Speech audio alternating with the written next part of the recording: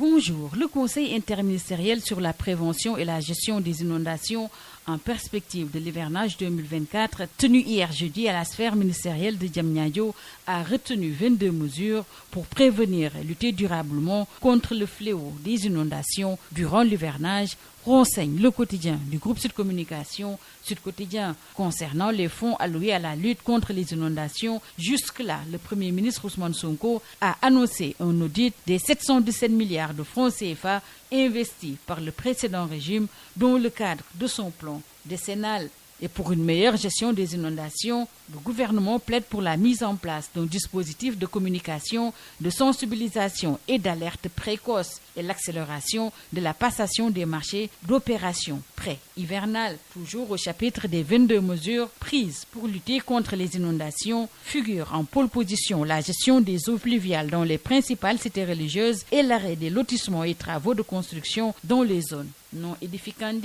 Le Premier ministre Ousmane Sonko annonce dans les colonnes du Soleil que les 717 milliards de francs CFA injectés par l'État ces dernières années, dont la construction d'ouvrages de drainage, de stockage et de pompage des eaux pluviales, mais également dans la restructuration des zones inondables ainsi que dans le relogement de sinistrés, seront audités. Et toujours dans les colonnes du Soleil, le Premier ministre Ousmane Sonko a donné des instructions aux ministres concernés pour veiller à l'application de ces mesures. C'est un torrent de mesures d'après Bosby Le Jour. Restons avec Bosby Le Jour qui, tout comme les autres confrères, revient sur la conférence de presse animée hier à l'UCAD 2 devant les étudiants par le Premier ministre Ousmane Sonko, leader de PASTEF, les Patriotes, et le leader de la France Insoumise, Mélenchon. Divergence radicale entre Sonko et Mélenchon sur les sujets de société, alliance contre nature, estime le confrère. Mélenchon constate des désaccords radicaux et déclare peut-être qu'un jour vous voterez l'homosexualité. Et Ousmane Sonko de répliquer personne ne m'empêchera de débarquer à Paris avec mes deux dames. Le confrère de signaler la convergence de vues toutefois sur les bases militaires françaises à Dakar, la renégociation des contrats pétroliers et la monnaie. Avenir de la coopération Afrique-Europe, Sonko et Mélenchon déclinent leur vision. Selon Sud Quotidien, lors de ce face-à-face avec des étudiants, le président du PASTEF et son hôte ont étalé chacun sa vision sur certains sujets réputés tabous comme la guerre à Gaza, l'homosexualité, la présence militaire française en Afrique. Si pour ce qui est du massacre des Palestiniens à Gaza, Mélenchon et Sonko embouchent la même trompette, le confrère rapporte que Ousmane Sonko est catégorique sur la présence des bases françaises au Sénégal et d'affirmer que la volonté du Sénégal de disposer de lui-même est incompatible avec la présence durable de bases militaires étrangères au Sénégal. Ousmane Sonko, le Premier ministre, déclare ce qui suit: on ne peut pas nous imposer la propagande de l'homosexualité. Il invite l'Occident à faire preuve de retenue, de respect, de réciprocité, mais également de tolérance. Mélenchon, les genres, c'est le titre qui barre la une du quotidien de ce matin, avec le leader de la France Insoumise qui, devant les étudiants, déclare « Cette preuve d'amour devrait être accordée à tous ». Le député insoumis a tenu ses propos devant Ousmane Sonko et sous les applaudissements des étudiants. C'était tout simplement un débat de sourds entre Sonko et Mélenchon sur l'homosexualité et la polygamie, indique l'AS.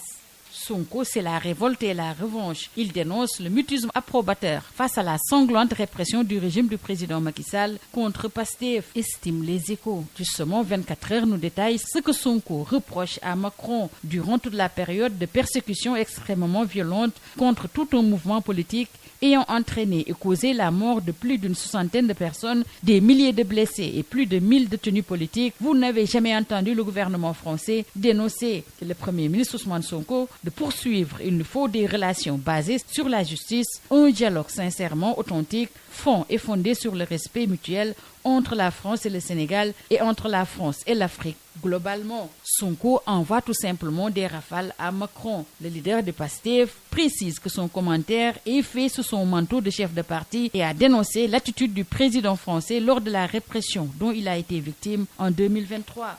Le souverainisme est en marche, intime conviction de Yor Yorbi. Selon le confrère, le Premier ministre Ousmane Sonko n'a pas versé dans la langue de bois. En effet, il a réitéré ouvertement sa ferme opposition à toute forme de légalisation des mouvements LGBTQ+, mais également à la présence des bases militaires françaises et la mainmise de la France sur le franc CFA. Quant au leader des Insoumis français, il a réaffirmé avec gravité et panache son soutien aux Palestiniens massacrés à Gaza. Dans les colonnes du Soleil, Ousmane Sonko et Jean-Luc Mélenchon, les leaders de PASTEF et de la France insoumise, plaident pour un monde plus juste basé sur l'humanisme et l'indépendance des peuples. Quittons le Premier ministre pour nous intéresser au président Bassirou Diomaye Faye avec sa visite de travail au Nigeria. Nous allons tout droit vers un réchauffement de la coopération bilatérale, renseigne Yoryorbi. Dakar et Abuja veulent hisser leur coopération à un niveau stratégique, renseigne Le Soleil. Les étudiants de la 51e promotion du Centre d'études des sciences techniques de l'information de l'Université Cheikh Anta Diop de Dakar, au nombre de 32, ont reçu hier leur diplôme qui marque la fin de 3 années de formation en journalisme et communication. Ils sont appelés à bien pratiquer le métier à l'image de leur marraine, Feu Eugénie Rokhaya Aoundiaye, ancienne directrice de l'établissement.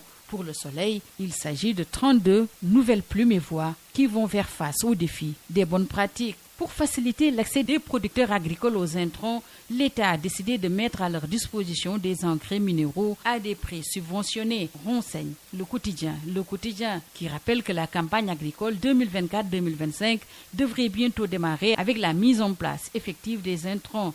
En sport, à 3 journées de la fin du championnat de Ligue 1, une certitude demeure. Teungueth FC, premier avec 46 points et le Jaraaf, deuxième avec 41 points, sont les deux seules formations qui vont se disputer le titre, même si les Rufisquois ont toutes les cartes en main, selon Stade, le quotidien du sport. Restons avec Stade, avec la montée dans l'élite qui pourrait être réalisée dès ce week-end à l'issue de la 24e journée de Ligue 2. Il s'agit du leader Walidane et de son dauphin Oslo FA qui reçoivent respectivement Demba Diop FC et l'AS Douane. C'est tout. À vos journaux et très bonne lecture.